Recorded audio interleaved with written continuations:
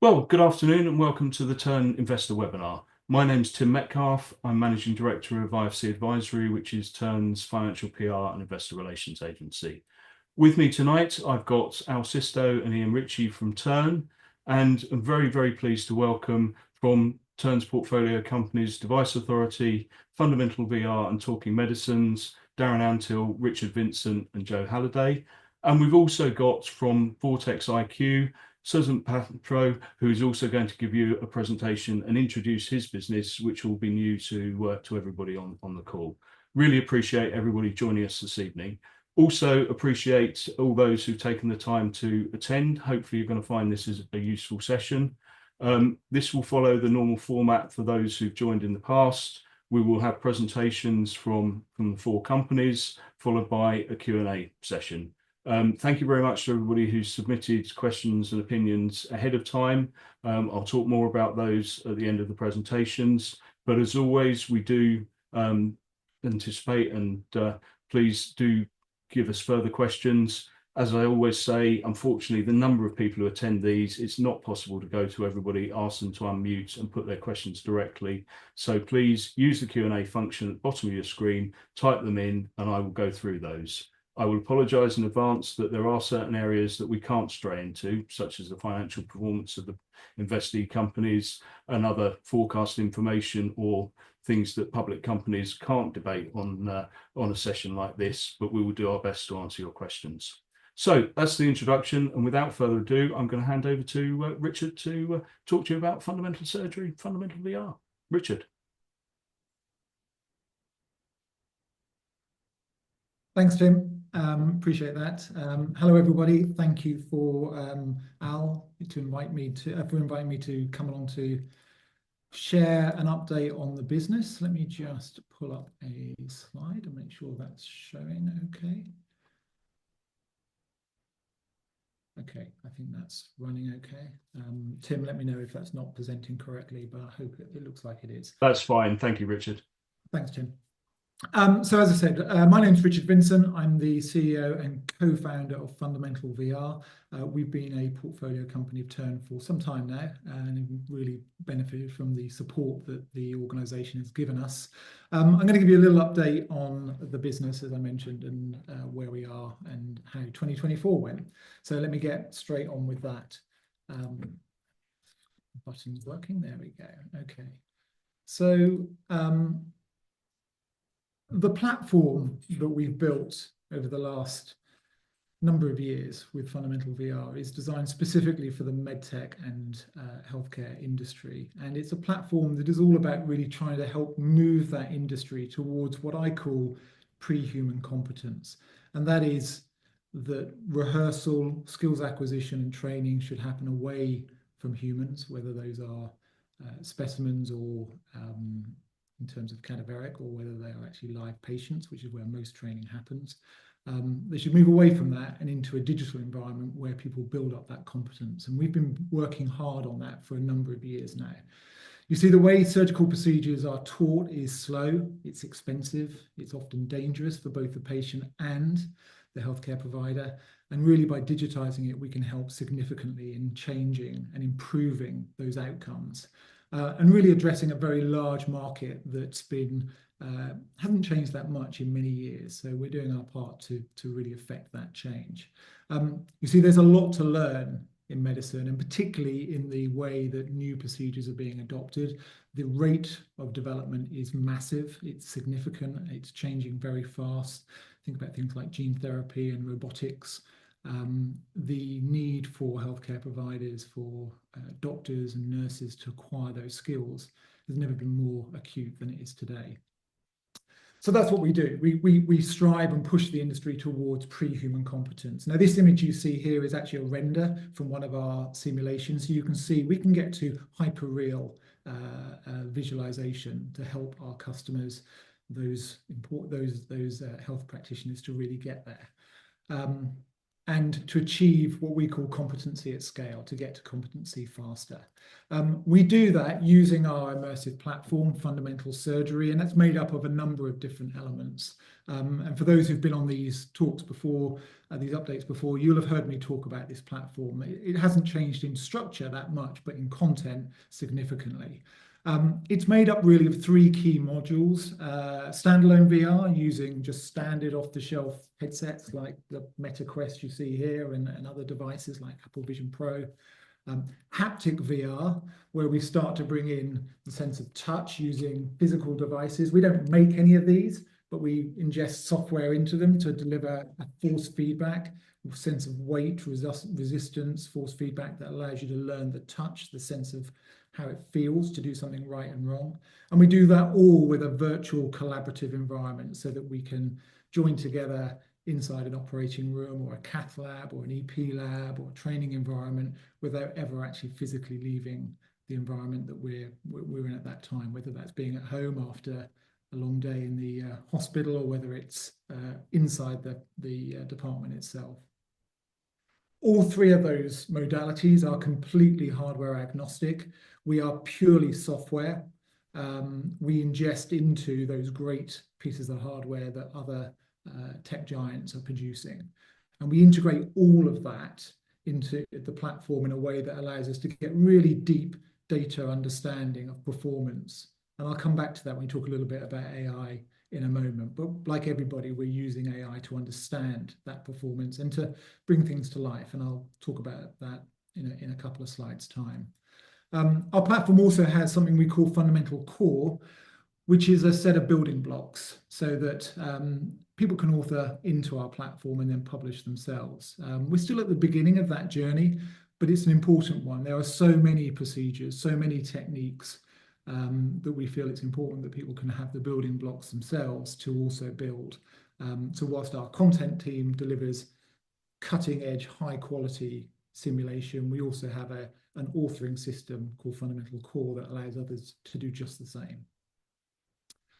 Talking about our go-to-market and the way we access it, we focus very much on the medtech side of the marketplace. So we work with medical device and pharmaceutical companies. In fact, you can see a number of them here. We target the top 30 medtech and pharma businesses, predominantly domiciled in the US, all of them multi-divisional organizations, billion-dollar businesses, both by revenue and by market cap.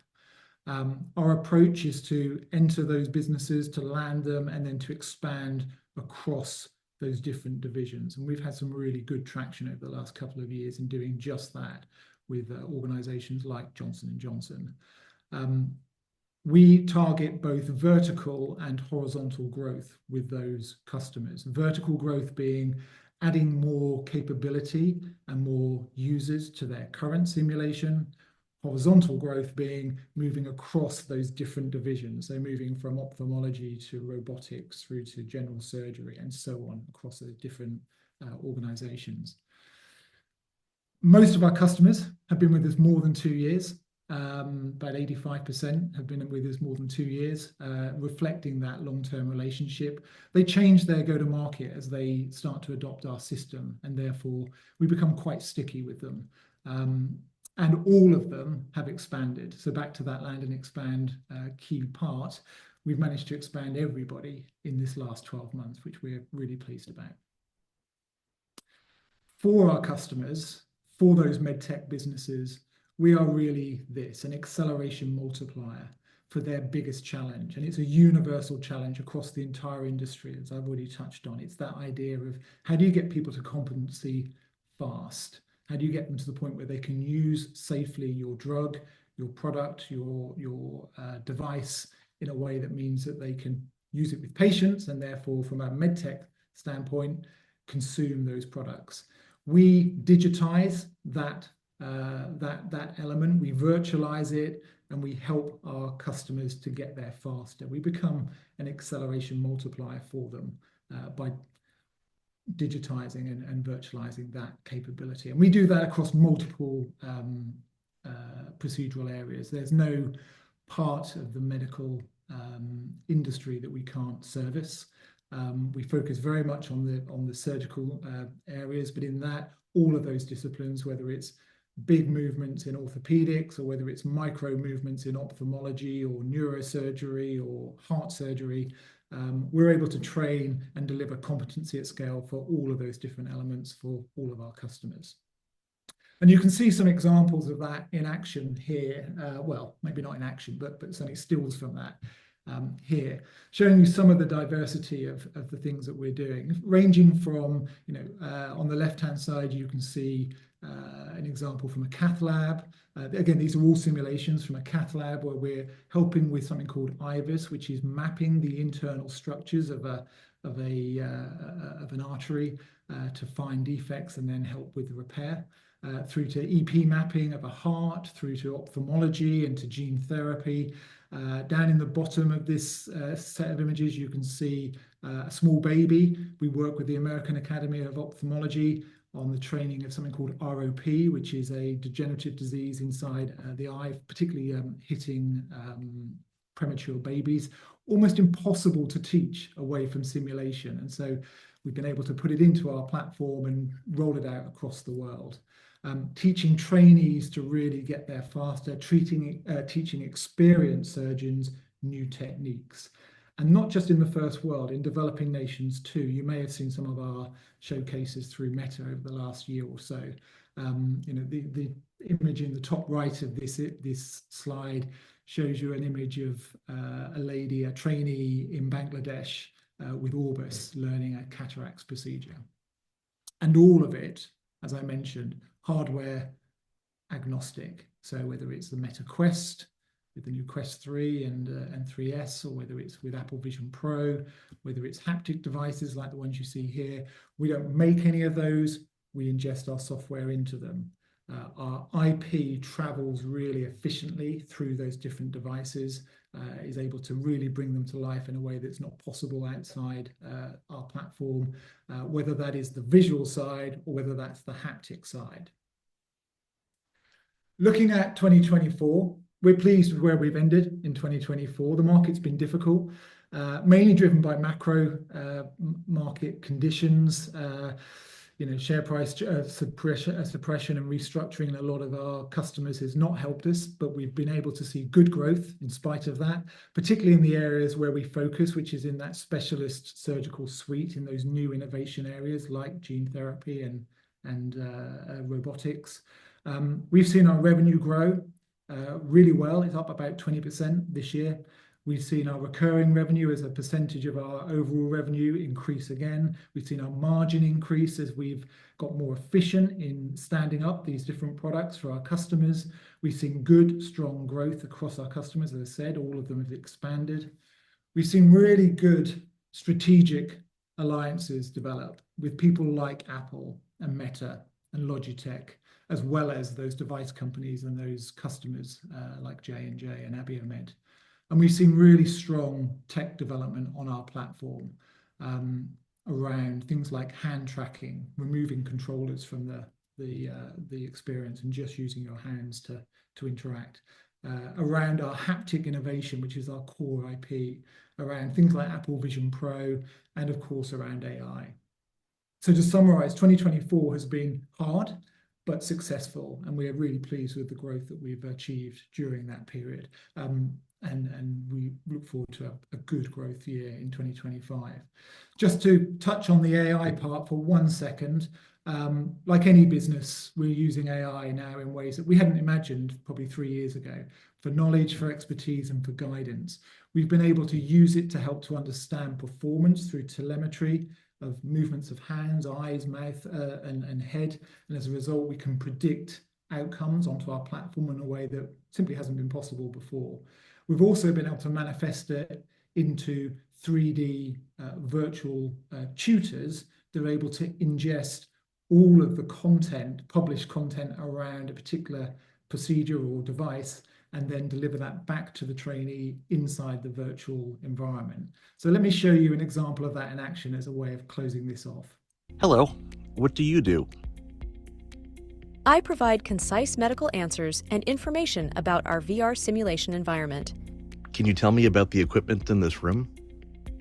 The room includes an anesthetics machine, IV pole with infusion pumps, Mayo tables, mobile ceiling supply units, media library console, interactive whiteboard, C-arm, and a large procedure table.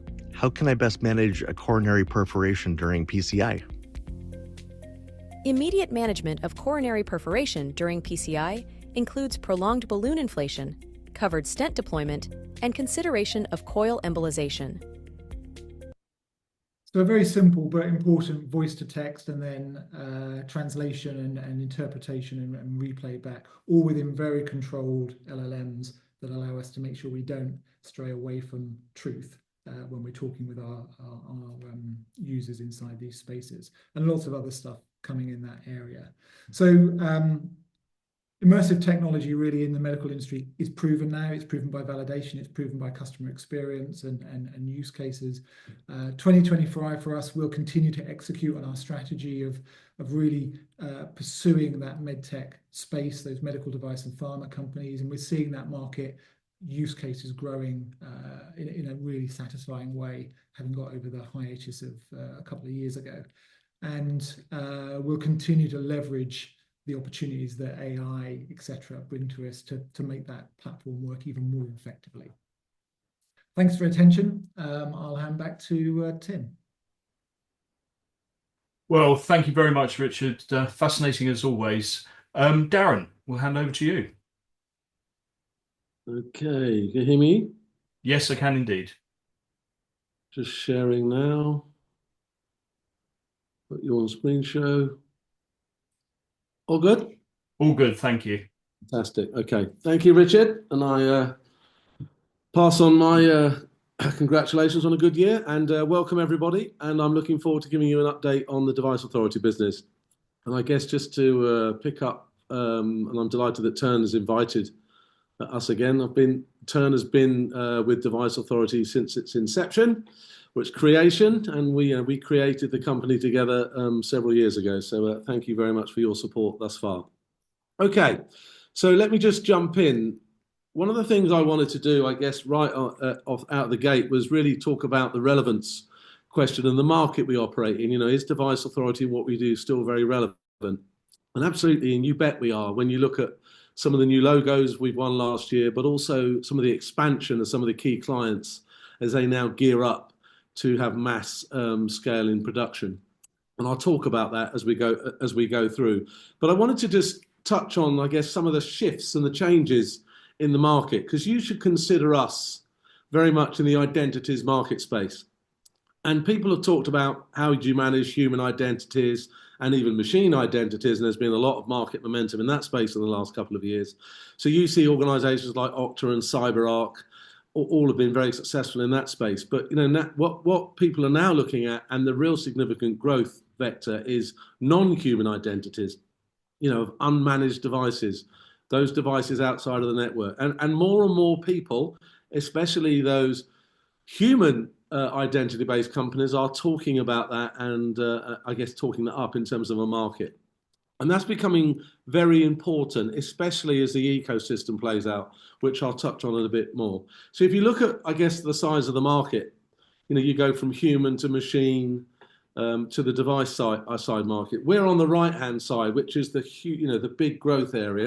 And even when you talk to some of our customers, some of them have 500, 1,000 devices connected today in production. And they have business plans and business models that they're going to roll out up to 1 million over several years. So, that effectively is the type of growth from those sort of digital transformations, connecting those devices, is what drives that huge number on the right-hand side. So it's a big market. People are clearly getting very interested in it, and think of it really as the next segment of the identities market. So I just wanted to touch on, I guess some of the challenges, and again, at a macro level, because I think this is really important and it plays directly into where we operate and touches on the relevance point. The first thing is, this whole cybercrime market is now the third largest economy in the world, so behind the USA and China. It's significant. The amount of spend is getting out of control. It's tripled, in recent times. And I guess, even at a national or international level where people were talking about, nuclear summits and other various things. Now you see headlining in the press, cyber attacks, cyber warfare, cyber threats, and the impact not only of those on companies but also on nations. And the data is absolutely backing that up. And I just wanted to touch on it because you talk about I guess the people factor, because we very much really operate about how do we replace human activity, managing the identities at scale for all of those devices. And when you look at the challenge people have on the people side, most hackers don't actually break in, they just log in because identities aren't managed properly. And if that happens on devices, imagine the scenarios when devices are in the wild of the magnitude and numbers that I spoke about. How are you going to manage that problem? But more importantly, the impact it can have in your business. So people are starting to care about and worry about it.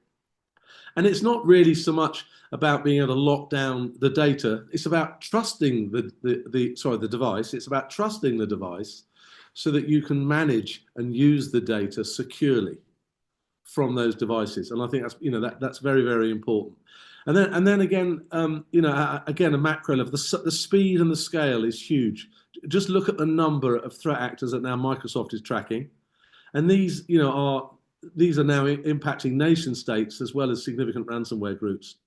And I really like the bottom slide, and I'll just put here, because I think this sort of sums up the market, but also the opportunity. If you go back a few years, that sort of marketecture view at the bottom, the cyberscape as it's called it, had about 1,500 companies and it had less categories in the whole cyber world. And most end customers were buying somewhere in the region of 45 to 50 technologies. In fact, Al and I went to meet the people who actually create this. And in a number of years, how that's moved on. There's now over 2,500 companies. And it's a complex world. And it's absolutely an ecosystem play. And most companies are now buying 80 or so technologies that they need to stitch together to be able to protect their organizations.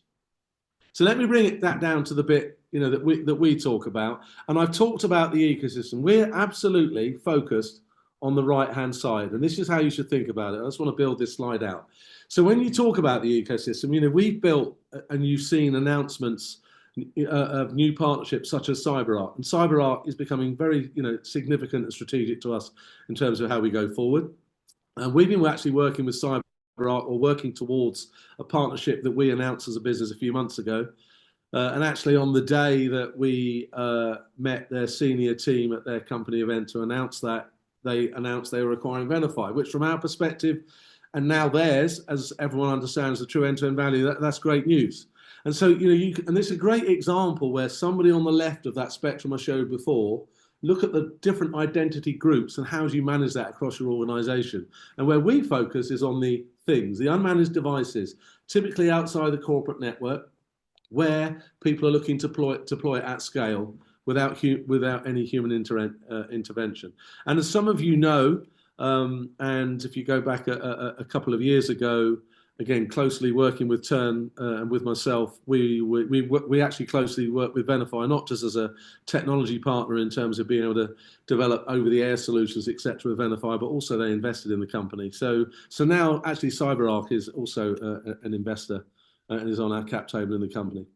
But they have 8,000 customers. Venafi has 2,000. And it's really important as people are looking to see how the identities challenge and how you manage that across that spectrum to include these devices and these things. And we're an industry leader for that, and we get great recognition from that, not just from them, but also the analysts that we both interact with. So if you boil that down, it really comes down to three categories. And we're very much, again, just to bring back to what we do, is focusing on the right. And, in the last 12 months, Richard talks about, it's been a challenging year. I think, there are market conditions that work against you. One of them is actually, some of the market consolidation of some of the big players. But customers are having to figure this out. And we've, continued to work in the verticals on the right-hand side where we've landed new medical, new industrial manufacturing, and automotive. Those are still really the three primary sectors. And what is good is organizations, that we started to deal with last year or some even the year before have gone through their sort of POC pilot and now they're into production. And now we're starting to talk to other divisions within those companies that they're looking to scale. And that's all back to that chart I showed you before. They need to try and consolidate on the number of vendors they're working with as they're looking to scale and manage the security around their transformations.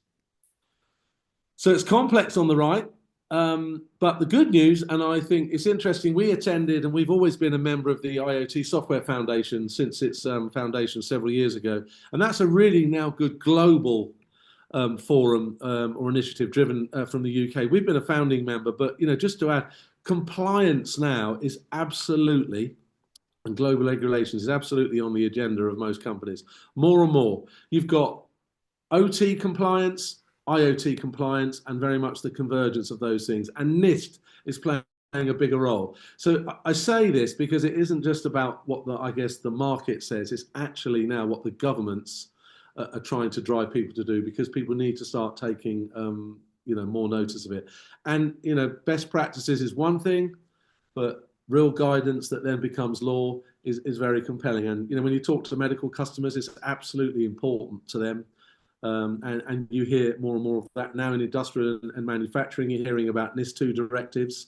In the financial world, you hear about DORA. So each vertical has its specific compliance and regulatory bodies that are driving the agenda. But coming back to the business, and again, why it's important, where customers really buy into us.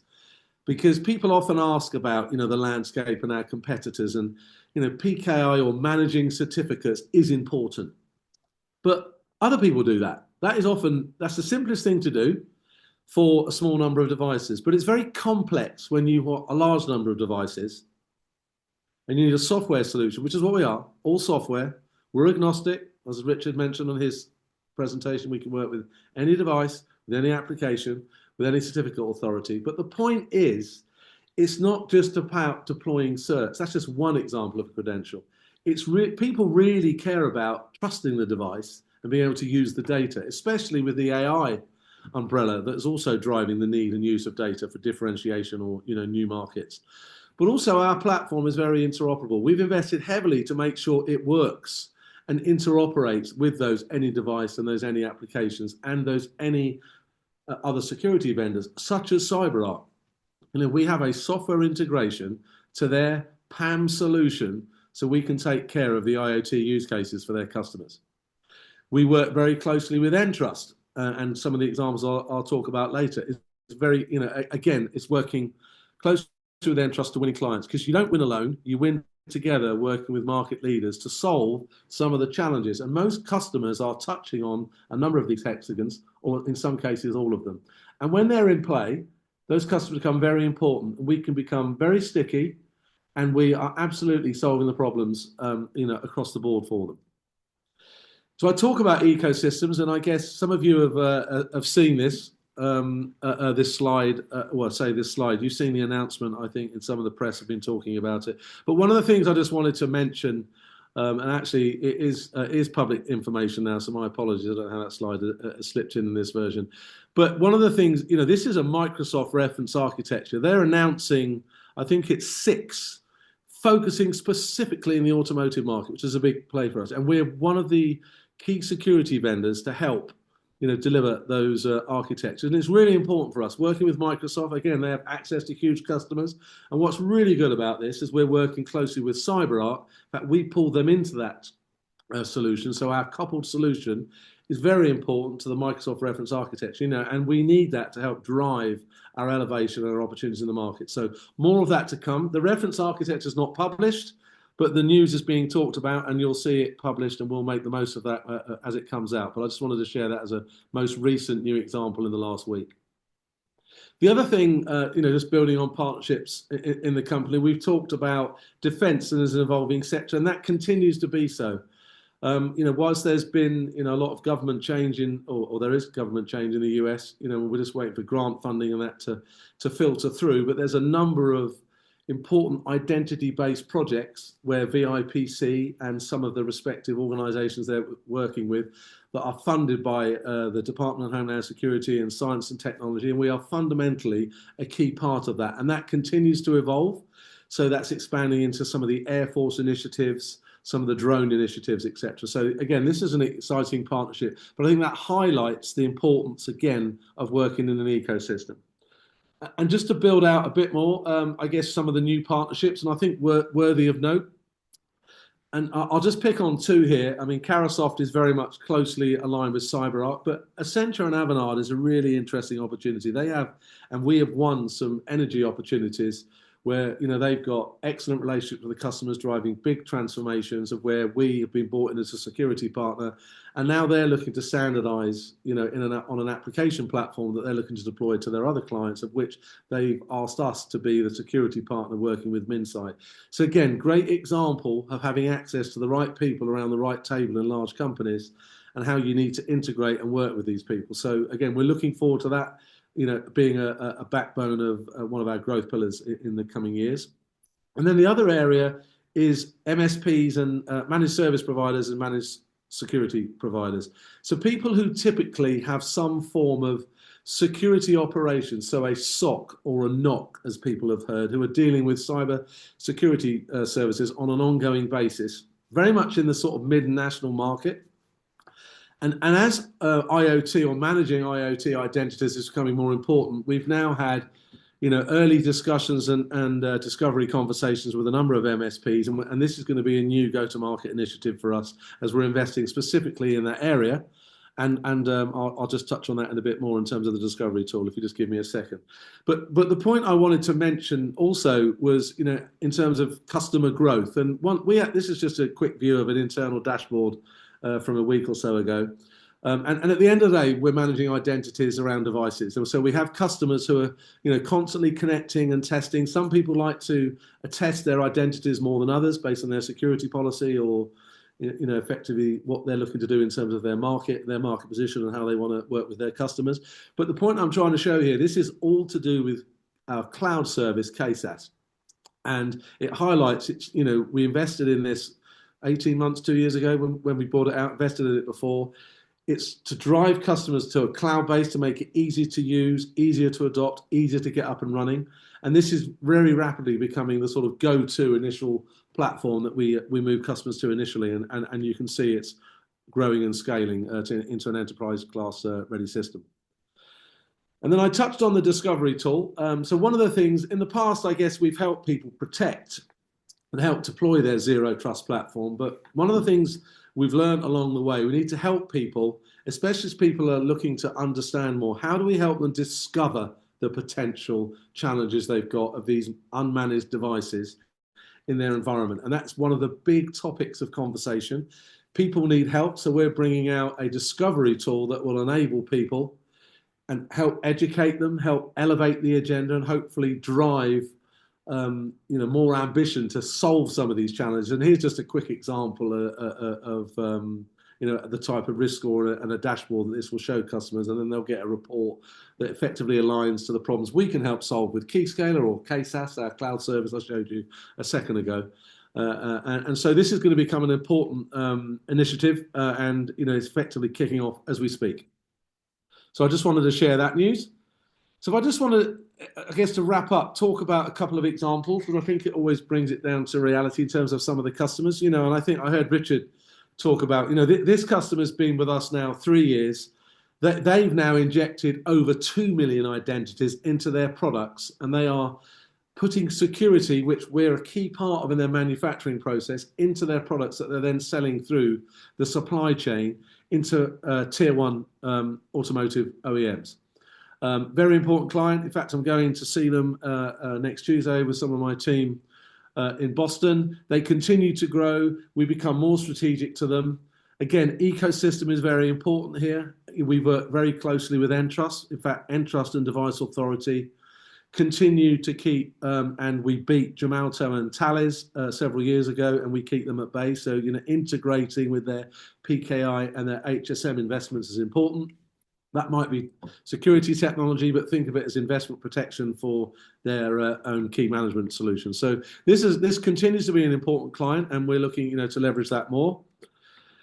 And then this is another client that actually, this is very interesting in terms of the complexity around this, where this client is looking to, yes, be more efficient in how it deals with its distribution and supply, and now has a security agenda that it needs to take care of in terms of its engines that end up in industrial generators or diesel trucks, etc. So that's a really important business initiative. There's a necessity to be secure. There's a necessity to trust their information, but there's also a necessity to ensure that they can do this through the life cycle of those devices without having the expensive recalls of those devices that could end up in some on a rig or in some industrial manufacturing center, which would be clearly very expensive and unmanageable. And so these type of opportunities again scale, and now we're looking to build to other divisions from the initial division that we work with. So again, it's an important. So this is a great example, as was the previous one, of land and expand. And sometimes land is POC pilot, get that referenceability, you get to production, and then you expand. And when you expand in the environments we're talking about, it's significant in terms of the number of devices, as I showed you in the market data. So I guess to wrap up, last year we were able to acquire some new logos, which is great, which sets us, in terms of building and scaling again for this year. We continue to look at acquiring new logos. That's very important. The three primary sectors I touched, medical, industrial, automotive, and defense and government, is evolving. Expansion is a key part of our strategy. Moving from several hundreds and thousands to many thousands of devices is very important. And once you're in, that's really important in terms of underpinning our growth. And I guess finally, CyberArk and Microsoft, they have significant customers.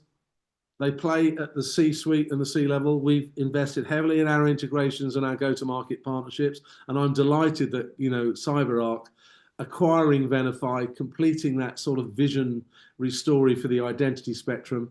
They've got lots of customers. We're highly regarded, and we really look for them as a key partner this year in terms of driving new acquisition growth. So on that point, I will pass back to you. Thank you very much, Darren. Much appreciated. Suzanne, I believe you're next on the agenda.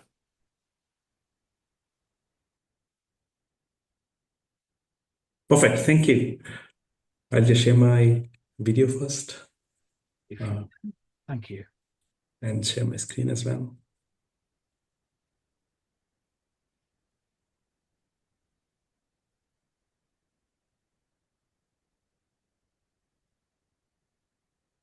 Right, can you see my screen? Yes, that's perfect. Thank you. Perfect. Thank you. Thanks a lot, Al, for this opportunity to present today. Just 1 second. Yeah, so Vortex IQ is the AI-powered platform that's transforming e-commerce with our intelligent AI agents. And this journey is about bringing the gap between data and actions, or bridging this gap between the data and actions that has to be taken. And it helps in empowering the businesses to optimize the operations, to be more efficient with the use of our AI agents and also our framework. So here is what we will cover today. First, we will start with the vision for the future of e-commerce, and then we will look at the problems that we are solving, and obviously the market opportunity. And I will then talk briefly about how we plan to capture this opportunity with our go-to-market strategy and how Vortex IQ stands out of the competition. And we will also very quickly touch upon our great relationship with the investors we have. So starting out, the vision of the company at its heart is about empowering merchants to optimize e-commerce businesses effortlessly. And this vision comes to life through AI agents that the businesses cannot live without, making optimization seamless, faster, and very effective. Generally, we have seen across the board that e-commerce businesses have too much information, but they struggle to use this information to take actions effectively. And this poses a big challenge for the businesses at large. And they lose a ton of money because they cannot use this information fast enough to deploy the changes that are required to make improvements in their sales and also to drive efficiency. And we have conducted surveys and found that 98% of businesses suffer from these implementation delays, and insights takes weeks and months to implement. And by the time they implement, the opportunity in many cases are already gone or diminished.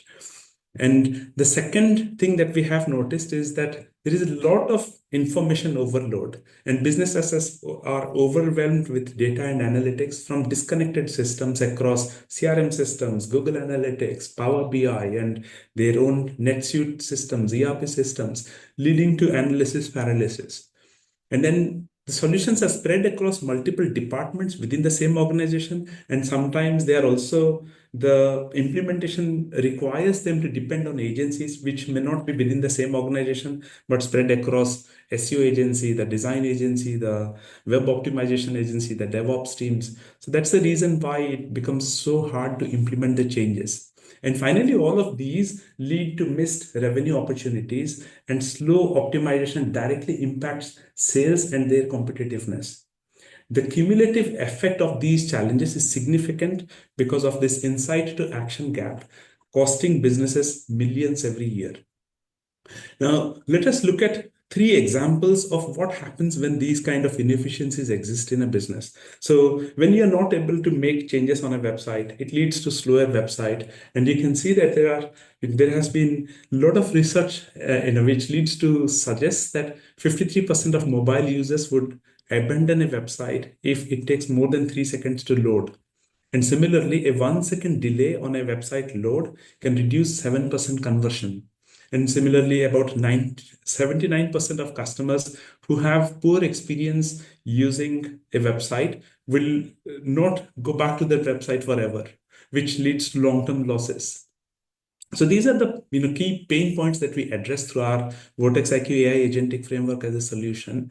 But despite all of these challenges, the opportunity is immense. The global AI and automation market is valued at $310 billion. And the e-commerce automation market alone represents 9.4 billion in terms of the total addressable market, with a serviceable, obtainable market of about 6 billion. And this is just the beginning, as the market continues to grow at close to 40% year on year. And this is for the adoption of automation in e-commerce. And the serviceable, obtainable market for Vortex IQ is 120 million, with additional opportunities also from backup as well as AI agentic marketplace. Because once we release these AI agents for all of our merchants, we would make it available as a marketplace for other people to also add their own agents, which is the merchants can do, the web developers, partners can deploy their own AI agents through our infrastructure for other users, other merchants to use them as well. In general, business, this is a general graph which shows how business declines over a period of time with no innovation taking place. And at the center of it, when we look at AI agents, before the business declines for a period of time, whenever we change through innovation or through IT and technology, it can transform the business and lead the entire operations to scale again more effectively. And we have seen that when ATM was introduced, for example, getting money out of the bank was way more easier than waiting for the cashiers. And that is how technology has been able to make banking service available 24/7.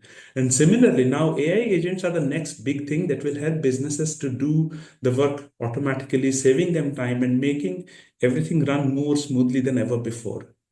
And we have seen this time and again in the e-commerce industry as well. So this is not the first time when technology has had an impact on the e-commerce as a whole. In the last 20 years or so, we have seen that in the mid-90s, when custom e-commerce platform began, that's when the e-commerce started, there were fewer than 100,000 websites because it was very time-consuming and very costly to build these websites.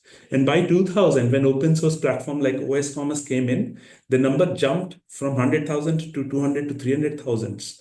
And then by 2008, when Magento came up with automated website launch with three-tier architecture, and then the scale of business grew to 500,000 websites with much greater flexibility and scalability. And then in 2010, each time a technology improvement has happened, there has been a significant spike. And that's where the inflection points have happened in the past many times over. And with Shopify introducing a low-code, no-code interface to be able to click and launch website with zero technical knowledge, obviously they were able to hit 1 million websites. And now in 2024, 2025, the AI agentic workflow will represent the next leap forward to transform all of these 20 million websites that has been built over the last 20 years in 2025 and beyond, obviously. This evolution is driven by the need to reduce manual processes, streamline operations, and capitalize on exponential market growth. And over 70% of businesses plan to adopt AI to automate the processes in the next 5 years because they have a need to improve the operations, reduce the cost, and also drive sales. And all of these are possible through AI agents. And e-commerce is also expanding rapidly with, in the next 2 years, by 2027, the forecasted sales is $8 trillion. And there has been a recent survey where it has been found that more than 80% of the businesses are looking to adopt AI and AI agents to improve their efficiency and to remain competitive. And in this growing e-commerce market, businesses have to optimize and keep the costs under control, and they have to come to use platforms like Vortex IQ. And the recent study, like I mentioned a moment back, conducted by Capgemini, has shows that 80% of organizations are planning to use AI agents in the next 1 to 3 years. So when it comes to using AI agents, I'll tell a couple of reasons as to why people are so motivated about the AI agents. So to do that, if we have to compare a human's work, on an average, typically or traditionally, we humans work about 40 hours a week. And the AI agents tend to make us more effective by about 40% improvement in our efficiency can be achieved. And what is more significant is that the moment you add AI agents to the mix, they're always on and they're always ready. And they operate 168 hours, which is 24 times 7 days in a week. They're always on as compared to 40 hours of a human work week. And this translates to more than 4 times more available, ensuring that the tasks are continuously optimized without any downtime. And this obviously leads to not just the 40% improvement in the existing humans' work, but also more availability for the automated tools to run and do the manual tasks which humans were doing, leaving humans more time to take more strategic initiative and improve the sales and efficiency of the overall business. So let us take you very quickly through behind the scene how Vortex IQ works. So at the center is our customer-facing website, and we have built a monitoring and insights platform, which is another AI agent, which looks at everything that happens within the website itself, and it identifies good news and bad news through monitoring. And examples are like spike in underperforming pages, triggers corresponding action as to what has to be done to make it faster. Then the AI agent behind the scene compresses the image, does a release to the staging environment for somebody to test and then deploy it, or see that, okay, it is approved, and they can push a button to publish it.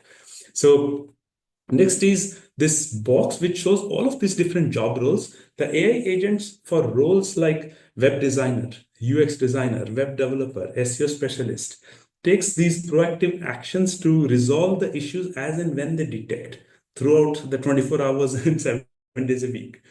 And all of these are deployed from the staging with data anonymization and GitHub integration, and they are all seamlessly integrated through multiple AI agent network, which is able to detect the issues and solve on its own. Our AI agents are designed to do important jobs in e-commerce, and they help website builders and people who organize products and teams and keep customers happy so that they can do their job more effectively and run the business smoothly. So coming back to our go-to-market strategy, we believe in a partner-led ecosystem because our customer segment are B2B, and instead of trying to build relationship and convert over a very long period of time, we already are in the process of signing up with partners who already have huge number of customers. We've already signed a 5-year contract, for example, with BigCommerce, who has 60,000 merchants worldwide, and 6,000 of them are enterprise customers. And that's a way to improve our adoption or drive our adoption at speed.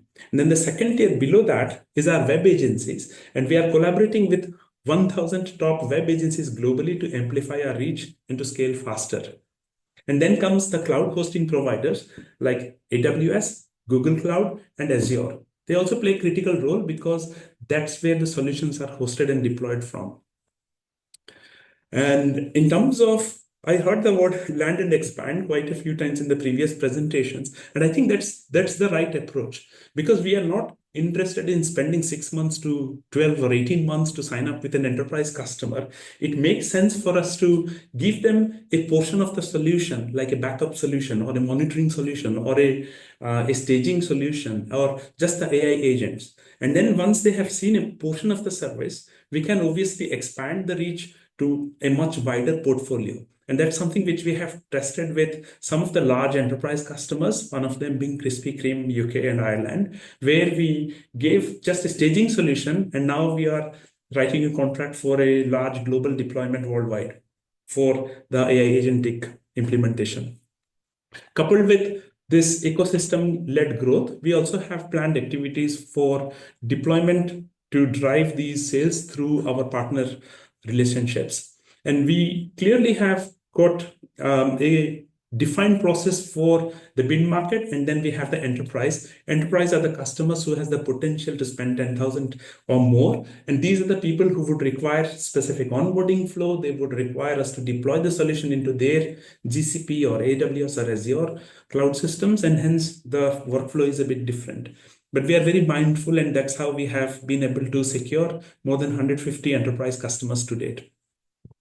In terms of our competitive advantage, it lies in our proprietary custom-trained LLM, which is designed so that other AI agents can work with it to be able to deliver a custom solution for e-commerce marketplace.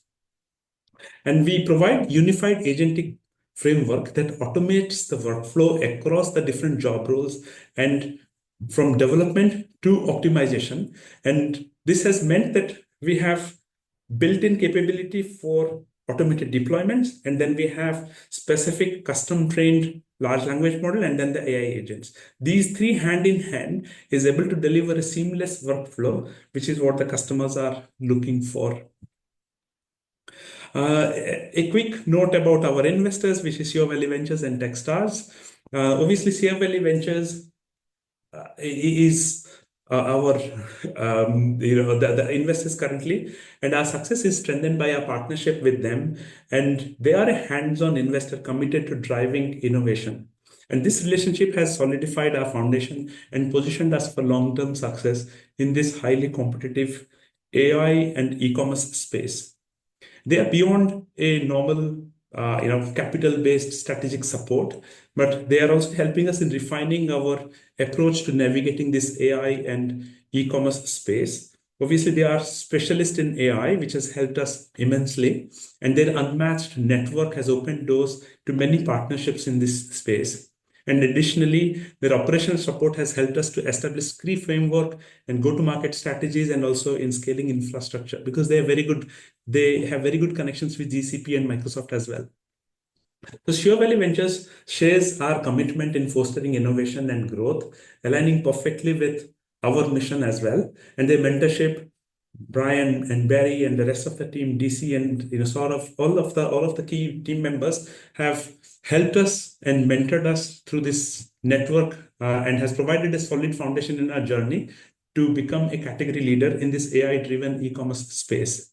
And as we scale, their innovation and involvement will remain agile, obviously, from what we have seen to date. And together we are building the future of business and looking forward to optimize operational efficiency and sales for all of our customers through our AI agents. And the future of e-commerce belongs to those who adopt these intelligent AI agents, and Vortex IQ is leading this transformation. And thank you for your time today. Well, thank you very much, Suzanne. We'll now move on to Joe and Talking Medicines. Joe. Thank you very much. I will just share my presentation. If you can just tell me whether you can see it. Is that working? That's working perfectly. Thanks, Joe. Brilliant. Thank you very much for inviting me to present to Tim, Al, and the Tern team. We work very closely, as you've heard from the other presenters, with Tern It's a very close relationship, and all about building value for Talking Medicines. So over the next 10-15 minutes as the last presenter, I'll be really giving you an update since I last presented, to give you a sense of what's been happening for us. And it really has been a breakthrough year for us. So delighted to take you through some of the key points of what's been happening. As we've said before, and for those who are new, we are all about revolutionizing healthcare intelligence for pharmaceutical marketing. And we'll come back to that, but driven by advanced data science and AI. And, you've just heard a presentation about AI and the buzz, and, very good that we follow. So it's been our breakthrough year. So how do we evidence that? How do we know that? The trust that our customers have given us in 2024 is huge. They've given us trust in curating data intelligence for them. So in simple terms, what we do is we feed back to our clients what patients and doctors are saying about drugs and diseases from the real world. And in 2024, we curated a massive 2.9 million pieces of data for our customers. So that's data that they're very possessive of, very valuable, but it was messy and it was unstructured. So we're very, very pleased to have done that and shown the value of it. In a regulated industry like pharma and the agencies, trust needs to be earned. And to many, AI is still a new scary tool. So it's a breakthrough when we can demonstrate the force and momentum for the sector. And this all paves the way for expansion into 2025 and beyond. So Talking Medicines has a clear positioning at the top of the AI pyramid. We see ourselves as a specialist vertical provider. What that means is we've tailored all of our know-how, all of our being to one specific industry. We only service one industry, which is life science. So we built know-how, an IP moat with both that data science, but also life science knowledge. That means we've got an awareness of the terminology that's used. We've got a high attention to linguistics. For example, the nuanced challenges such as the names of medicines in different markets, they're called different things, FDA approvals, patient journeys, right through from the pre-diagnosis to the post-diagnosis, to really, really understand intelligence and data about patients and doctors and their views about medicines, you need to understand life science. So we've very much brought the two together, but we are specialists in data science and AI. So it means our know-how and IP sits in delivering to life sciences where a commodity solution would lack precision and it would be unable to get to the accuracy and the detail that Talking Medicines can deliver because of that know-how that we've built over time. So it means that we sit at the premium level through our specialism, and we overcome the issues that others are seeing where you may band on, we've got AI, but do you really have AI? And we know that for a sector that is so concerned about the accuracy and the compliance, you have to be a specialist ready to be able to deliver. So very glad that we sit at the top of that stack. And you've heard a little bit of this through the presentations today, the rise of AI. So 2024 could definitely be said to be the year of AI, but of course AI was not invented in 2024. It's just that it gained that high profile. It's become a new era of AI. So many companies are saying that they are AI providers, but many will be operating at that commodity end that I just described, or maybe delivering off the shelf or one element of AI. For us, we have always been an advanced data science and AI company, and that's taken a lot of specialism.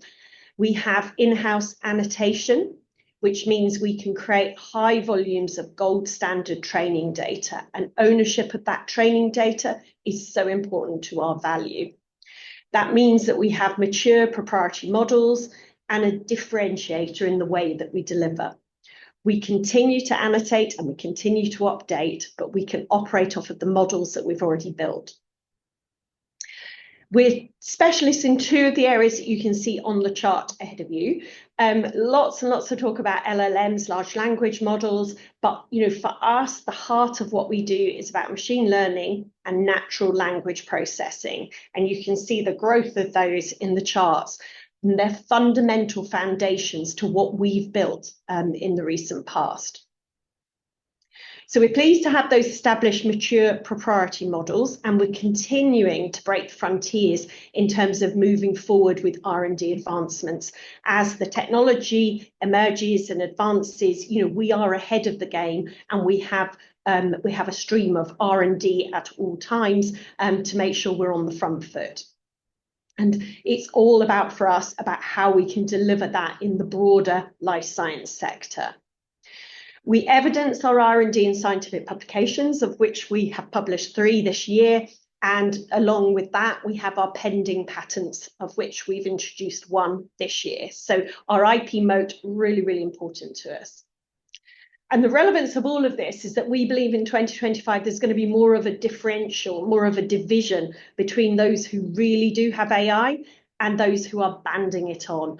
And what it means as the challenges of the sector become greater, regulators, robustness, transparency, some of the acts that Darron mentioned, there's going to be more scrutiny of the solutions. And we look forward to that because we have the opportunity to lead in it because of our experience and expertise in AI for life sciences. So what do we do? Just to remind you, for those who haven't seen us present before, we seek to solve a $1 billion problem. So more prescriptions are written than pills taken. And what that means is there's a mismatch between prescriptions that are written by doctors and medicines that are taken by patients. And that's called an adherence gap. The problem costs the industry $250 billion of lost revenue. So that is a big number. So it's obviously a huge economic impact in the sense of lost revenue, but it's also a huge welfare cost. And both are so significant when we're talking about people's health. So what pharmaceutical companies do is that they spend $30 billion on marketing to support doctors and patients to get the right patient on the right medicine at the right time and to keep them on script. That's a massive figure, $30 billion. And it is that $30 billion that is our addressable market. So pharmaceutical marketeers spending the $30 billion on marketing will outsource it to healthcare advertising agencies. And it is the agencies that we at Talking Medicines target as our buyer. And the reason we do that is because they commission intelligence to drive those strategies. And those strategies, are worth a lot of money to them. They need to get it right, and they need intelligence to write. Is on education, medcoms, research, PR, marketing, advertising, media, to name a few. For the advertising strategist and the pharma end client, there's plenty of source data that gives clues as to why patients and doctors do or don't take medicines or do or don't prescribe medicines. However, the data is very unstructured. It's messy, it's noisy, it's not clinical, and the sector doesn't have the systems to decode it in an automated, consistent way, which is where Talking Medicines come in with our highly specialized advanced data science solution, which we call Drug GPT. Drug GPT uses all of our advanced data science and AI delivered through a large language model so that our customers have an easy way to access the intelligence that we curate for them. I'm going to just play a very short, it's a 1-minute video, which really brings to life what Drug GPT does and how it delivers that intelligence to the healthcare sector. Welcome to Drug GPT, the natural language interface, where you can ask questions of your curated data to instantly extract intelligence. There are opportunities to blend this intelligence with further curated open and closed community data. from authors such as patients, healthcare professionals, and influencers, providing a comprehensive view of the healthcare landscape. This brain represents our modeling, classifies and curates your data using advanced data science and artificial intelligence. The curated data safely and securely sits in your own vault. Let's see how Drug GPT is used. Customers use it to analyze audiences with advanced multi-level sentiment and topic analysis to gain a 360-degree view on defined subpopulations. Analyze authors, whether that is individuals or groups of individuals, to understand their alignment to key messaging used for speaker selection, advisory board selection, or KOL measurement. And analyze messages to extract intelligence on how well brand messages resonate with a defined subpopulation. Used to track ROI for campaigns, conferences, and launches, Drug GPT provides you with a single source of truth through data visualizations, text summaries, and natural language answers. Get in touch to drive your own efficiency and effectiveness. Welcome. Cool.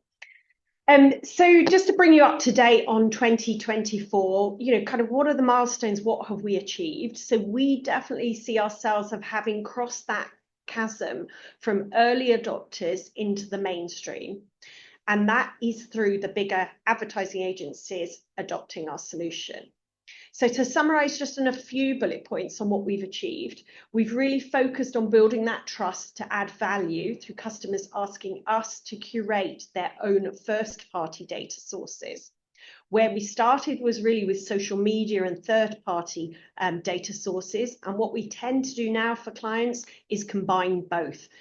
There's huge trust about us being able to curate that first-party data, and it has huge value in it and is so useful when you mix it with the third-party public data to give a 360. So the data could come from patient programs, it could come from medical congresses, it could come from focus groups. And that's led us into a broader data ingestion. So we've learned this year to ingest data from numerous new sources for us, and we've shown that we can successfully pull them accurately through our curation models into Drug GPT so that customers can access that intelligence. And that's given us a far greater breadth in terms of the ability to extract that intelligence, and it's given our customers a big advantage. Our data model initially was around patients and patient data sources. In 2024, we've done a lot of work on healthcare professionals and doctor data. It's mainly peer-to-peer conversations, and it is very, very valuable data to extract for pharma marketeers. We've continued to develop our advanced data science and AI know-how, and that's really about extending our IP moat through R&D, which I mentioned a minute ago, and showing our differentiation and emphasizing our unique know-how has been really important to us. We've continued to improve the robustness of our user interface, Drug GPT, adding text as well as visual libraries for our customers to be able to interpret that intelligence. And for some, they need to extract it to PowerPoint, so we've made that easier for them. And all of this drives internal efficiencies at the agency where we've shown we can give them an uplift of 80% in time savings versus the old ways of getting to intelligence. Our go-to-market is powerful and has paved the path for 2025. New York is the centre of excellence for healthcare advertising, and we're building out our presence in New York and along the East Coast states where there are ad agencies or pharma presence, with global contacts also in London. Our core route to market is through direct sales, and that's through the agencies of note, the big agencies who manage those big budgets for pharma. Our intelligence is on launch drug brands, and the ad agencies can cross PR, media, creative, and medcoms. Our second pillar, developed in 2024, is new, and that's on partner sales through OEM. And we're really excited to line that up for 2025, where partners can sell our solution on in return for a revenue share. And it opens up a new go-to-market and opportunity for 25. Breaking into a sector that has got a dominance of a few huge holding agencies is so critical. So from the hard work in 24, we've penetrated significantly now into the global agency holding groups. They're at the centre of multiple subsidiary agencies. So in a sector where a high proportion of the 30 billion is spent through these holding groups, it's so important that we now are able to work with them, having come through a very robust procurement process and into approved supplier status, ready for, and I'm going to say it, land and expand in 2025. So it really opens up opportunities for us to have such a strong year. Our own customers are validating working with Talking Medicines. Here's an example taken from our website of an NPS score of 10 out of 10 for a newly onboarding agency of our target persona, VP of Data and Analytics, seeing the benefits of what we do. We've delivered our first OEM, embedded drug GPT, which is our chosen route for partner sales. Just to give you a flavour here of how we can brand drug GPT for partners and how they take it to market. This one is being delivered directly to pharma marketeers by one of our partners in 25. This is of data curated from a community of physicians and doctors. It will provide pharma marketeers with intelligence from peer-to-peer doctor conversation, which has huge value in understanding prescribing behaviours. We've built the platform and it will now be actively marketed in 25 with a revenue share model. And the branding within it gives visibility to Talking Medicines Drug GPT. So we're really pleased to be opening up this second route to market, and it's going to be a force multiplier as we build more data vaults for them by disease area. And we will run similar models for other partners who have the ability to get to a similar scale. We've been endorsed in 2024 at industry events. As I said earlier, the epicenter of ad agencies is New York, and it is this community that have showcased us. And we're very proud at New York Ad Week to have been profiled and selected into the Accelerate program, which is demonstrating acceptance of our solution. So in summary, our direction of travel for 2025, we're accelerating the mainstream adoption of Drug GPT, and that means scaling through land and expand into those holding groups, as well as our OEM route. We continue to develop and lead with our robust IP moat. We're building out our US operation to capitalise on all of the momentum we've seen, particularly in Q4 of 2024.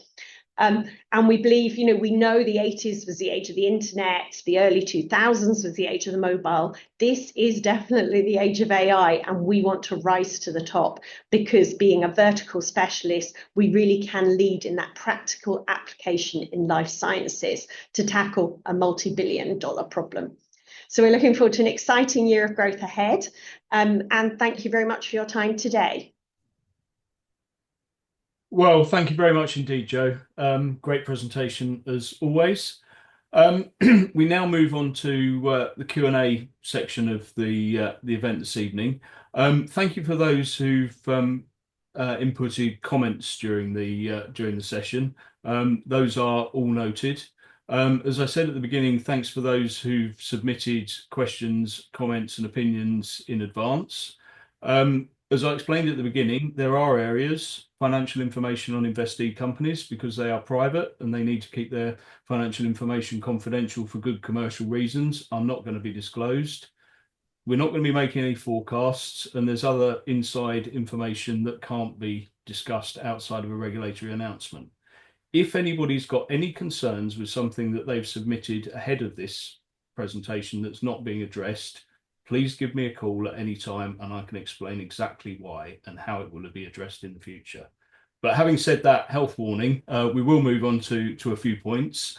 I apologise, Jo, Darren and Susan, these are mostly Tern specific, so as always, but we really do appreciate your attendance. The first point that's been raised by a number of people is the recent investment in Shaw Ventures. Obviously was made at the beginning of the year. I don't know if Ian, Al, you can give some more colour on the thinking behind that, particularly against the backdrop of Shaw's share price going up 20% today, which I was very pleased to see. All over to you, I think. Right. You want me to speak to this, Ian? Yeah, please. Yeah. Okay.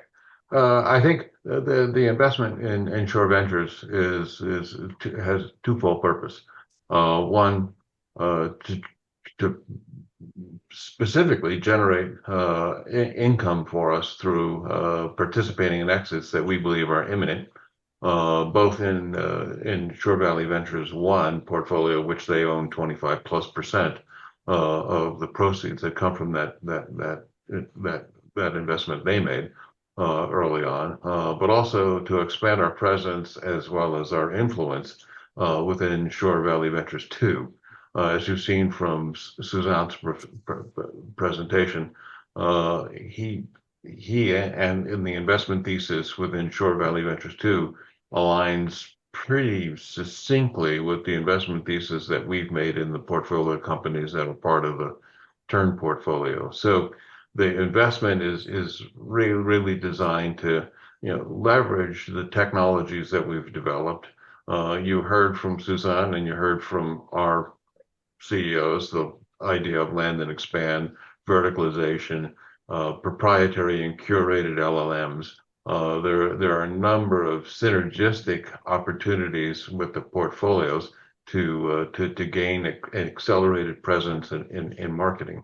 We also believe with this investment that we participate with Shore Valley Ventures 2 in looking at potential opportunities for us in the future should we have an exit within one of our portfolio companies, such that the forward momentum and capabilities of Tern can continue, and we can continue to generate value and opportunities for our shareholders. And today's announcements from Shore Valley PLC and from Mindflare, formerly Pyrrhus, show the potential momentum and value of this relationship, where one of their investments, Land Vault, was purchased by Infinite Reality for $450 million.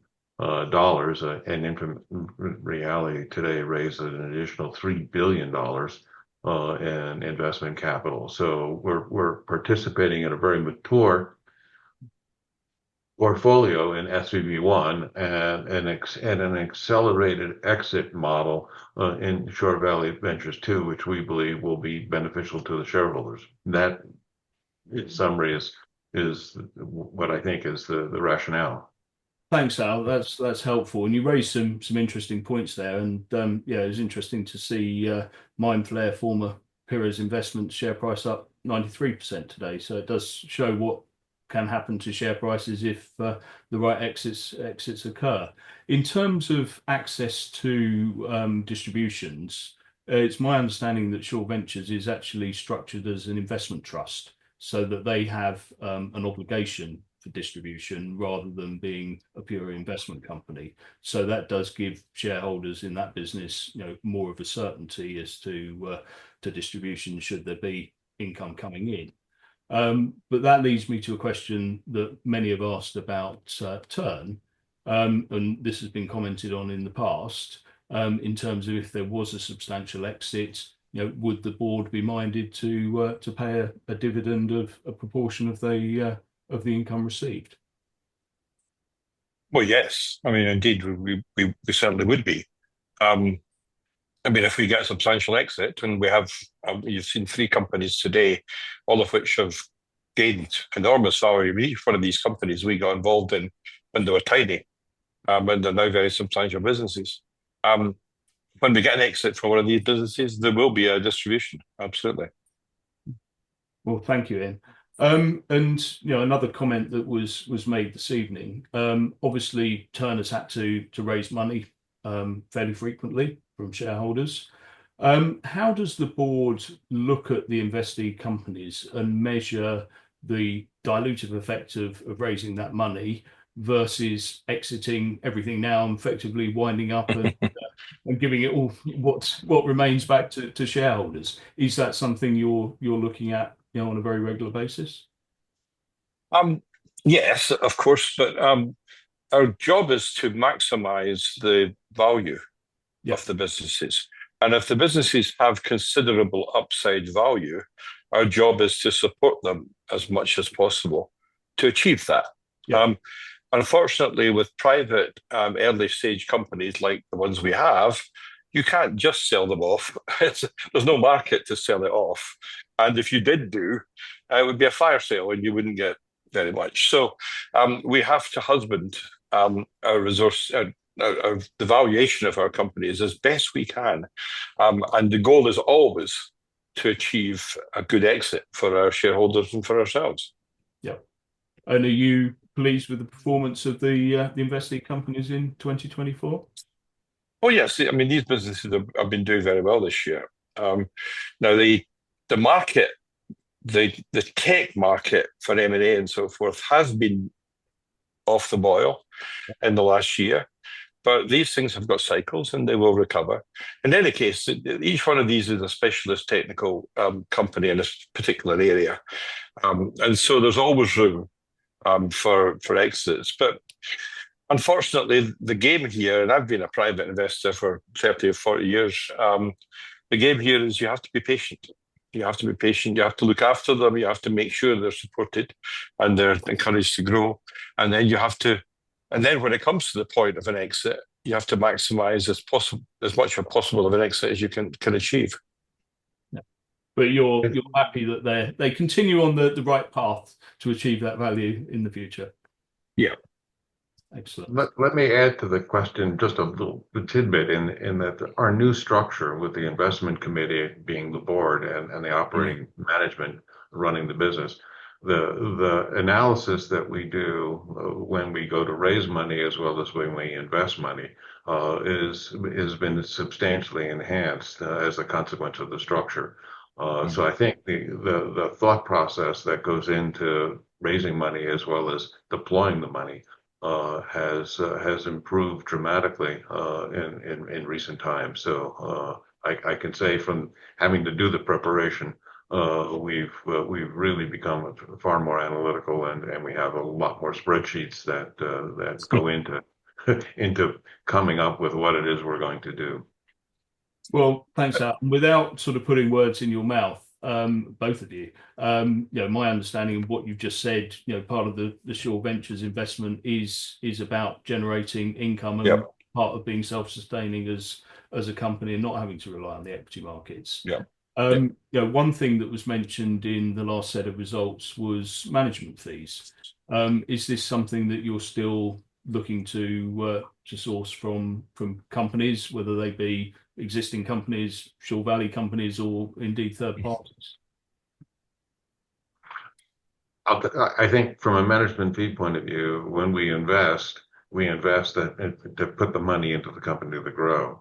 But with our now relationship with Shore Valley Ventures, the idea would be to look to generate some management fees for the company in regard to helping them achieve some value that we can generate. For example, being able to showcase their portfolio companies in Silicon Valley. And I think if you look at the points made today, I think the key things that we have that I think are marketable to the Shore Valley Ventures relationship is that the majority of our company's customers are all in the U.S. and they're all names that you can recognize.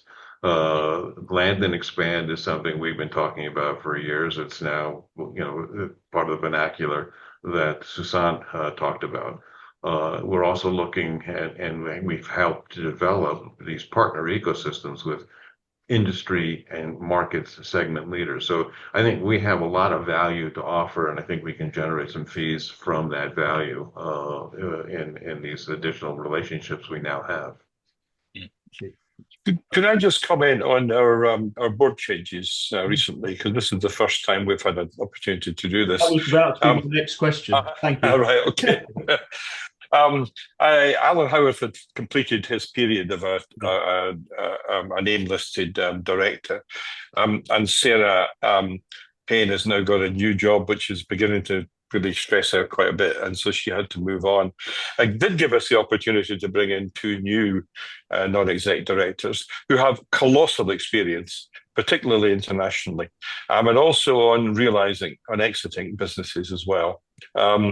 Ian Ross has got huge business experience over the years, and particularly in his case in Australia. But Jane Kowalski is, I mean, I knew her from a career, 15-year career in Scotland, but she is American and she now lives in Austin, Texas. Atlanta, Georgia, and she has, given that most of our businesses, and you've heard them today, have got stateside presence and focus, and probably will exit stateside. Having that kind of experience on board will be very valuable, we believe. Yeah, thank you, Ian. Yes, certainly. I think from what I've seen, there's a lot of value being added there, and the experience. As I say, always the questions that we receive at these events, are looking for things that are imponderable and none of us know the answer or can't answer. But is there any other comments you'd like to make on the portfolio companies and your thoughts on them and their stage of development and where they're going? We've said we're comfortable, but is there any more colour you want to give on that? Oh, do you want to? Yeah, I think. I mean,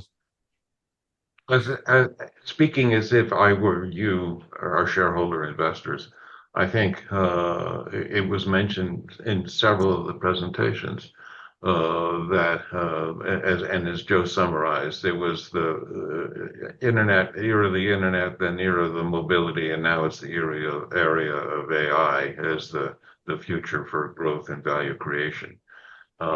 What we have, I think, have delivered is companies that share technology, share resources to create big potential players in vertical markets in AI that everyone today says is the only way you're going to make money in the AI businesses. And we didn't just start saying AI 6 months ago because it was attractive. We have been involved in machine learning, virtual reality, augmented reality, and the natures of the technologies you've seen today for the past 18 months to 36 months. So I think we have a head start, and that head start is very valuable to the large companies, particularly in the US, as Ian pointed out, to gain an advantage. Like, for example, Infinite Reality has now gained an advantage with Landvault and specifically speaks to that advantage created in their $3 billion investment today in their press release. So I'm very encouraged with the progress we've made within these companies and the technologies that we've developed that give us a unique market position and a unique leadership position within these businesses. It makes them very attractive. Thank you. Just looking at the points that have been typed in, just to answer a couple of questions. One attendee says, please confirm Tern's holding percentage in each company. Don't have that off the top of my head, but if you look at the last RNS announcement in relation to each of the portfolio companies, that will detail the precise percentage holdings. Another questioner says, how are we going to improve the share price? Well, companies don't control their share price. I think all the board can do is execute their strategy, tell the world about it, and hopefully there's more buyers than sellers and the share price will go up. But as we reference with Mindflare, share prices can go up quite considerably when events happen. And as a shareholder in turn myself, I'm hoping that those events are not too far away. I'm getting to the end of the list of points that have been typed in. I recognise we've now hit the 7 o'clock. As I said earlier, any questions that you want to discuss, please get in touch with me, turn@investor-focus.co.uk, or by phone. And I do discuss points that are brought up regularly with Ian, Al, and the rest of the board and management team. So thank you very much to Joe, to Darron, to Richard and Susan for your presentations and taking the time out of your busy schedules this evening. That's really, really appreciated. And thank you very much to everybody who attended. Just to let you know, if you did miss anything, there will be a recording of this available on the Tern website tomorrow. So thank you and enjoy the rest of your evening.